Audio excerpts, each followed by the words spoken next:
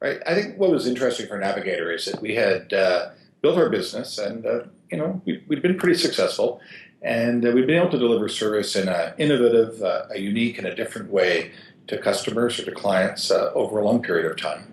But we really had never been able to figure out how to articulate that in a way that was meaningful to our clients. I don't mean articulate the services that we offered, but the way we offered those services. What was the zeitgeist or the ethos of our place that really made us different in a very fundamental way? We knew that we had it.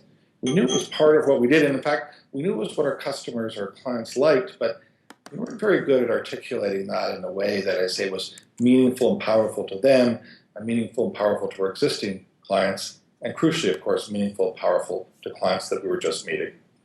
I have to admit, I was a bit of a skeptic at first. I'm not one much for these airport self-help books or the idea that complex issues can be distilled to something that is facile. I'm reminded of the story that told of Margaret Atwood when sitting at a dinner party with a neurosurgeon. The neurosurgeon said that when he retired, he was going to write a novel. And Ms. Atwood replied when she retired, she was going to be a neurosurgeon. So I often think in the complex world in which we operate and deliver service, and some of these solutions are very facile. They are just a patina of a solution.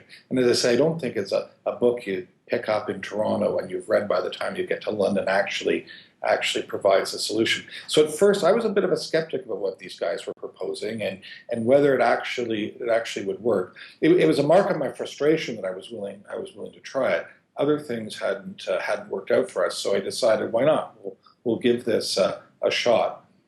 What seemed to be facile at the beginning actually, of course, turned out to be the opposite of that.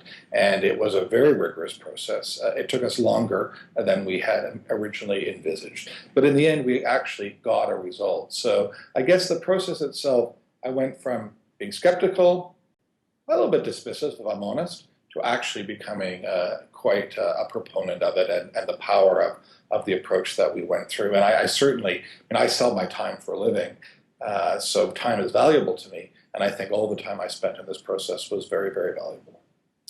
Listen, at the end of the day, we came out with our core proposition, which is when you can't afford to lose. And I don't think there's a better way to sum up, as I say, the ethos or the zeitgeist of what this place is all about, both aspirationally, but also in our current state.